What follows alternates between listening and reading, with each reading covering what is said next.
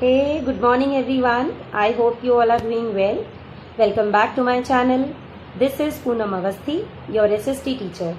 Beta, today in this class, we will study about the President of India. Okay?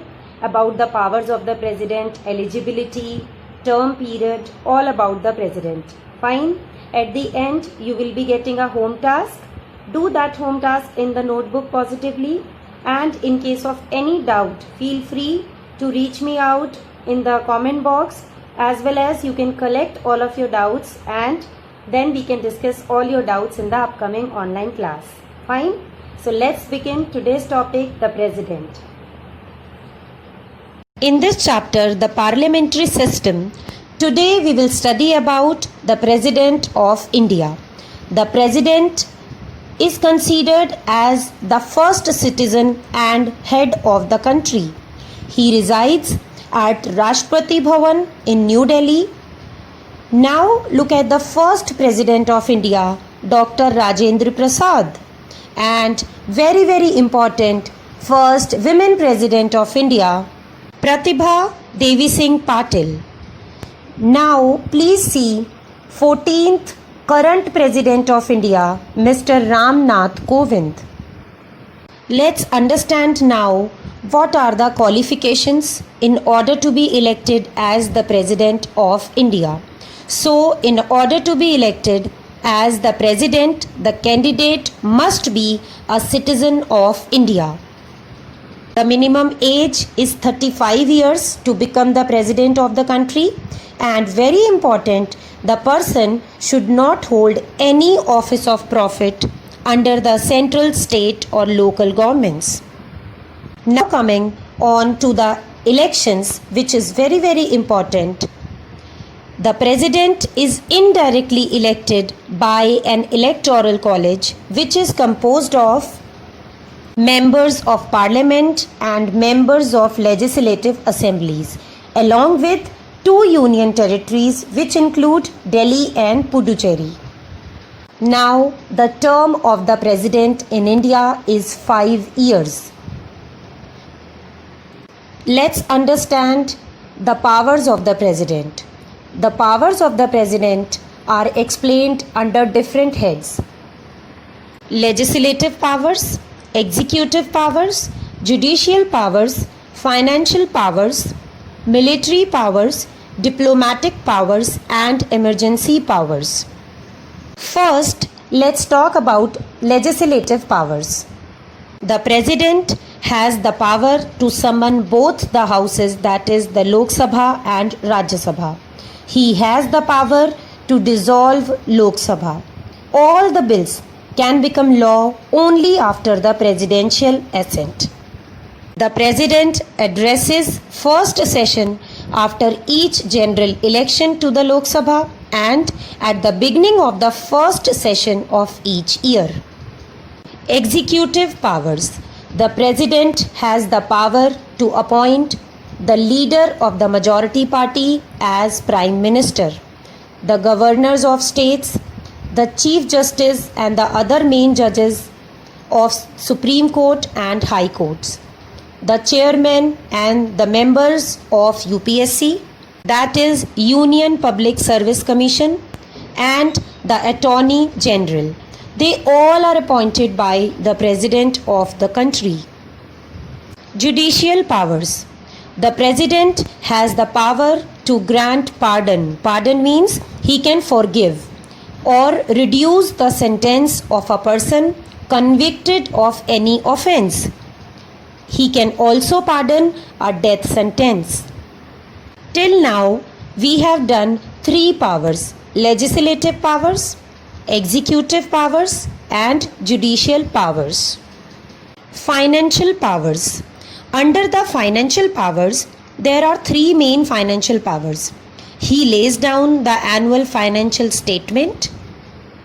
If needed, he can take advances from contingency funds of India. He can constitute financial committee after every 5 years. And very important, no money bill can be introduced in the Parliament unless recommended by the President. So a money bill can only be introduced with the assent of the President. Now, military powers. The President is the supreme commander of the armed forces of India. He has the power to declare war and conclude peace. He appoints the chiefs of the army, navy, and the air force. Diplomatic powers. The President has numerous diplomatic powers because he has the right to negotiate on all agreements and international treaties. It means all international treaties and agreements are concluded in his name. He sends ambassadors and receives diplomats. He is the one who represents the country at the international forums. Emergency powers. The President has certain special powers to deal with emergency situation. The President can impose both internal as well as external emergencies. He has the right during both the emergency. The President can impose emergency in the following cases. First, in case of an external aggression or an armed rebellion. Next is if the constitutional machinery of a state breaks down. And the third condition is if there is a threat to the financial stability of the country. When a state faces the breakdown of the constitutional machinery, the President takes over the rule of the state, and this is called President's rule. During financial emergency, if there is a threat to the financial stability of the country, the President can reduce the salaries of the government officials. However, no such financial emergency has taken place so far. There have been 3 financial emergencies that have occurred. One was during Indo-China War in 1962 to 1968. The next was during the Indo-Pak War in the year 1971 to 1972, and the third emergency was due to the internal phenomena in the year 1975 to 1977. So we have seen the examples of internal as well as external emergencies. Now understand removal of the President. The President is the constitutional head and exercises his powers on the advice of the Prime Minister and the Council of Ministers. But the President's position is one of the authority and prestige.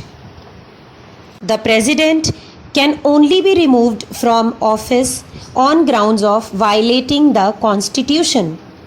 And the process of removing the President from office is called impeachment. And yes, it can only be done for violation of the Constitution. In our country, no president has so far been impeached. This is it in the concept. We have done powers of the President, term period, eligibility criteria in brief. So now look at the home task. There are only 3 questions in the home task. Do all these questions positively in the notebook, and in case of any doubt, you can write your query to me in the comment box, or you can collect all of your queries and we can discuss in the upcoming online class. Okay beta, thank you so much for watching. Keep watching, keep learning.